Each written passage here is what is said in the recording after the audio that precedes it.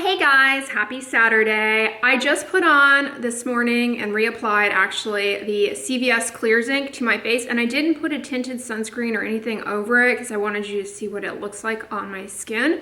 Before I chit chat with you guys about that, I wanted to talk about a question that you all ask a lot, or address a common comment that I get about Retin or Tretinoin, same thing, but some of you refer to it by the brand name and some of you refer to it by its actual name, Tretinoin. I get a lot of questions. What age is a good age to begin using Tretinoin for the purposes of anti-aging? So I thought I would cover that a little bit in today's video in the beginning and then transition into my typical vlog content for you all. I think my mom and I are gonna go shopping and run some errands and whatnot, so I'll bring you along with that. Topical vitamin A derivatives are one of the only things actually that can truly reverse the histologic, meaning when you biopsy your skin and look at it under a microscope, that's what I mean by histologic, can truly reverse the histologic changes that are brought about by ultraviolet radiation. Ultraviolet radiation is what is responsible for the majority, if not all, of skin aging. It's referred to as photoaging. And we accumulate the majority of sun damage by the time we're in our 20s. The majority of our sun damage, 70% at least, is acquired in early childhood, just, from being a kid and enjoying life.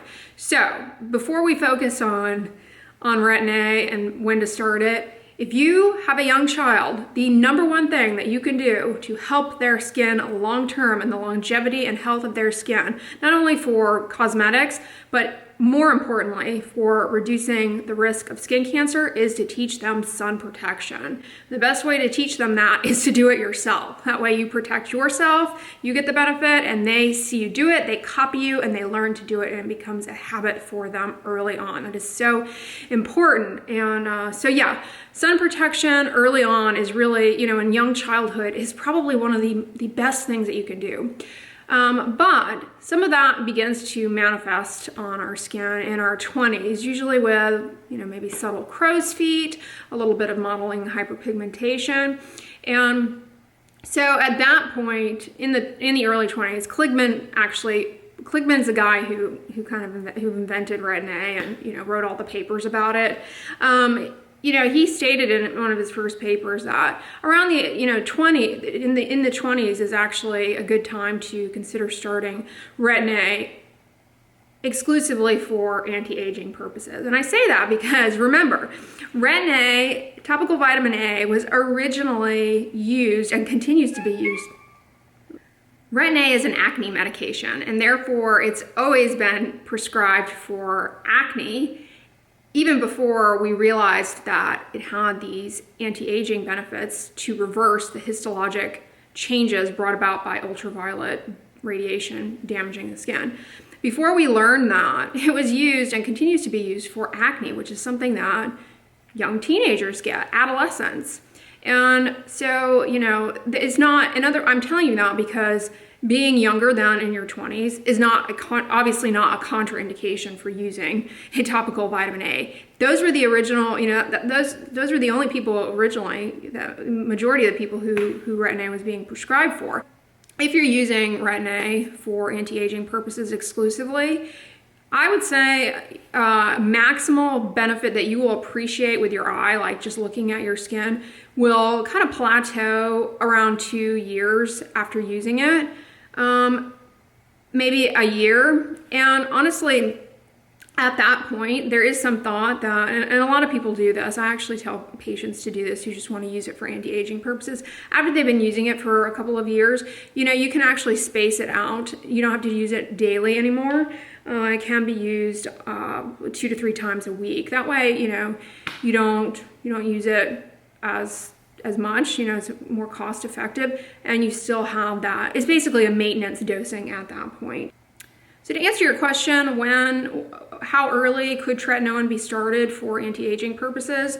Early 20s, provided that is right for the individual. This is in no way like a recommendation to you, but that is when it's reasonable to consider or entertain the idea of using a topical vitamin A, Retin A, for anti-aging purposes. But it's really individualized, you guys. People who will see the most dramatic change in their skin are people with the greatest amount of sun damage. They will see the most change.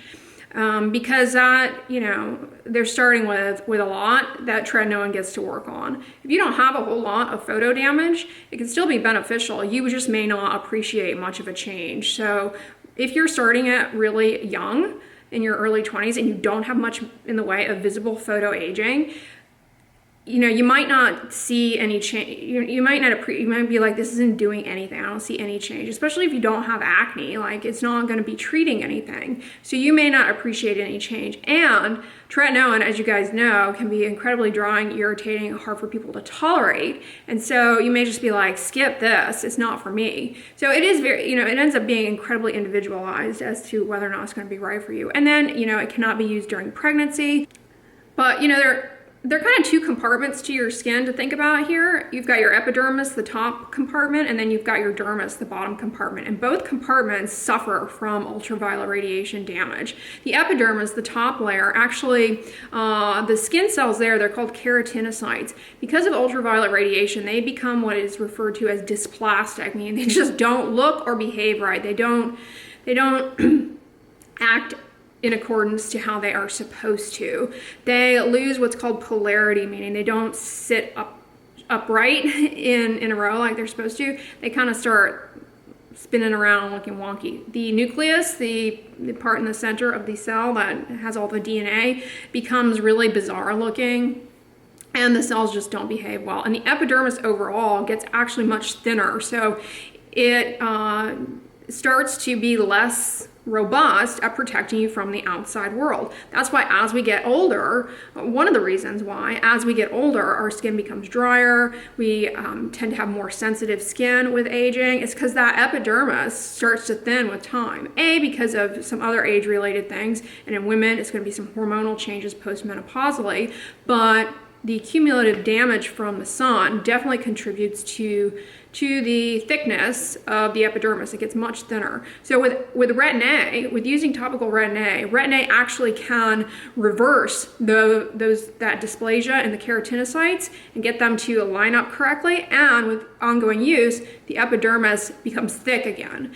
Then down below in the other compartment, the dermis, you have a ton of other changes that happen with ultraviolet radiation and photo damage over time. And just to be brief, one of the big ones is something called solar elastosis. Elastin in the skin becomes damaged from ultraviolet radiation. And elastin is what gives our skin kind of snap and helps with our skin texture. And UV, damages that and becomes clumpy. And what's called, you get these balls of just like, almost like chewing gum down in the dermis. And the deeper layer of the skin is called solar elastosis. And like, for example, if you did a skin biopsy of your face and a skin biopsy of your butt cheek and looked at them, there would be, unless you were an avid sunbather who goes to nude beaches a lot, and you've got a lot of sun exposure on your rear end, you can see a striking difference in what's called solar elastosis between those two sites. There's a lot of heavy sun damage on the face because that's what's seeing most of the sun in your lifetime. Retin A can actually reverse that. And then the microcirculation, the blood vessels that run through the dermis, that's what gives our skin luminosity and glow. That becomes damaged with photoaging as well. The blood vessels, they just don't, you get fewer blood vessels and they kind of become like dilated and not functional. That's why the skin starts to look sallow with age. It's related to ultraviolet radiation. And Retin A can begin to improve the blood vessel architecture there. That's why when you start using Retin A, a lot of people are like, notice a rosy glow. It's because the Retin A is going to work in the dermis to improve the microcirculation in your skin. 75% of your photo damage will be acquired by the age of 20 though. So the 20s is kind of a time where it's reasonable to begin to consider pursuing tretinoin for anti-aging benefits exclusively. But being much younger is not necessarily a contraindication to using tretinoin because it's obviously prescribed for acne. Tretinoin will continue to work to improve the deeper layers of your skin, impart those histologic changes that you're not going to appreciate with your eyes. So they're not going to be as gratifying to you, but they're really good changes. It's going to continue to do that for 5 years into use, ongoing use, even at a maintenance level. But another question that I get to piggyback off of that is, well, do you have to use tretinoin for life then to maintain the anti-aging benefits? Here's the thing, the aging clock is ongoing. And so if you stop tretinoin, your photoaging journey will continue. So yes, in a sense, you do have to keep using tretinoin on an ongoing basis for the anti-aging benefit, but you don't necessarily have to keep using it on a daily basis. In fact, oftentimes I tell patients who just want to use it for anti-aging purposes, after they've been on it for a couple of years, using it daily, going to a few times a week is, it's not, you're not getting any additional benefit by using it daily at that point, if that makes sense. So you do have to use it on an ongoing, consistent basis, I guess, for life, in order to continue to have those benefits, because the clock keeps going, and therefore you need the tretinoin on board to address the clock, in a sense. But it's not going to stop the clock, and tretinoin is not the only thing that you need to do. You have to do the sun protection. Otherwise, you're just making too much work for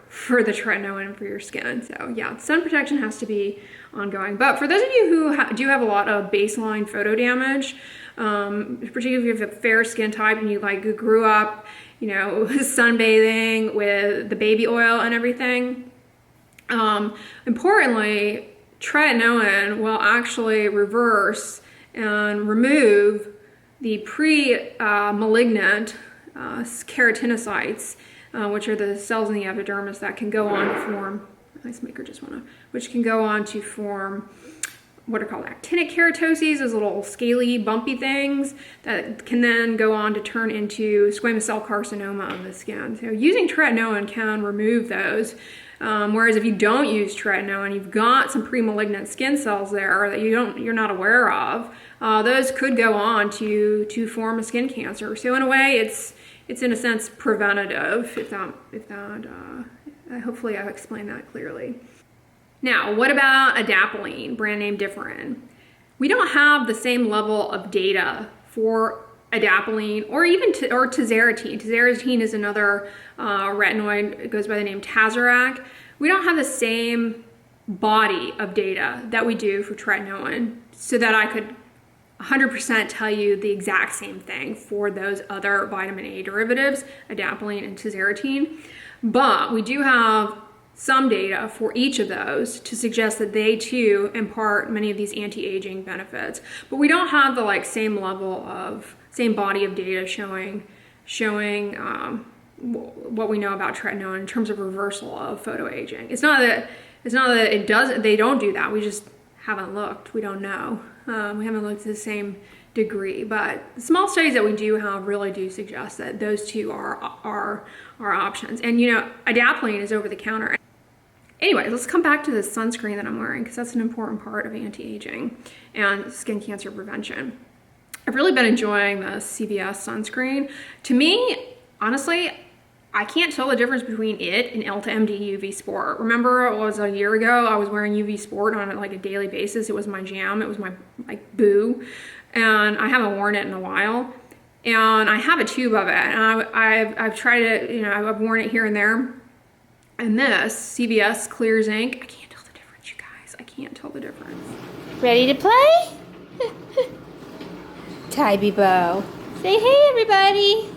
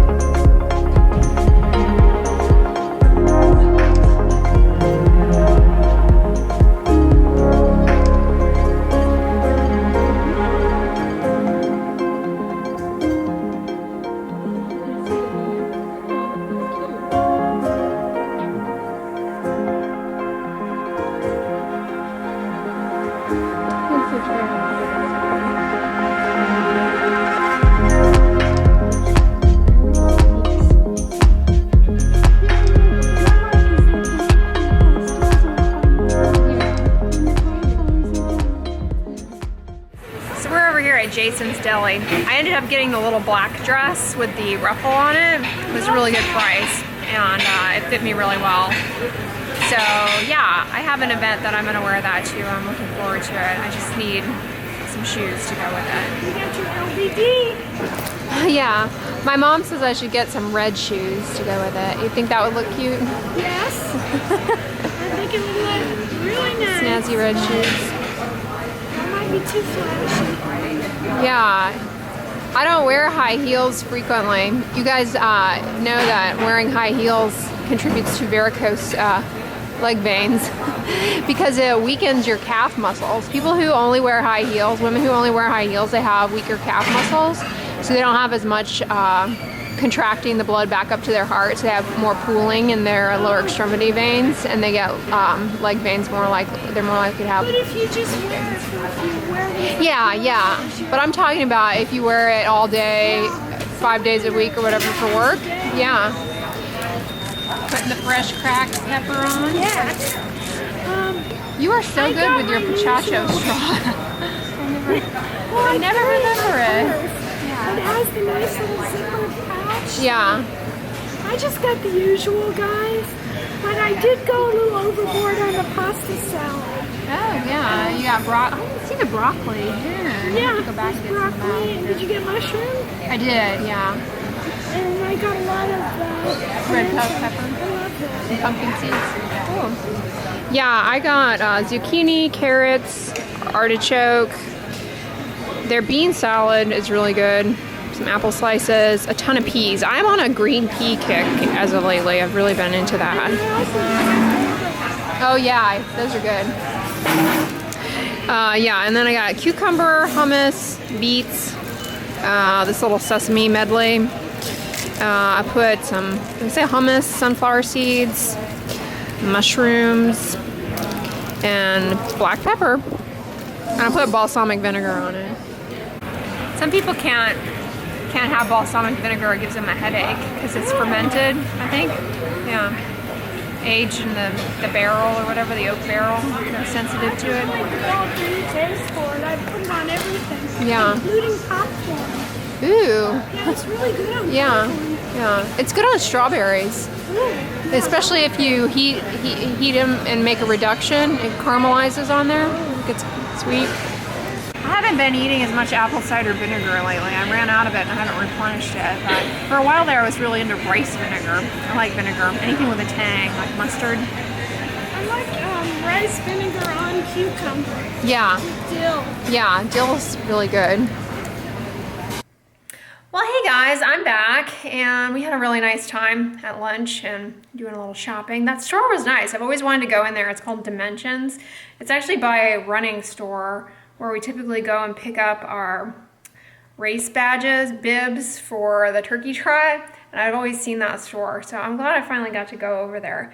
Now I just need to get some little shoes to wear with that dress, and also the dress that I got last weekend.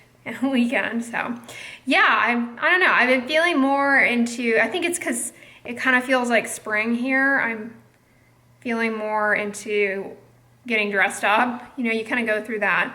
At least here in the summer, it's just everything is so hot, it feels uncomfortable to dress up. And then you kind of have a little bit of a winter slump, although here we really didn't have that. So spring is like, I don't know, time of renewal. But anyways, guys, I hope you guys enjoyed the vlog today. If you liked it, give it a thumbs up, share it with your friends, and as always, don't forget, sunscreen and subscribe. I'll talk to you guys tomorrow. Bye.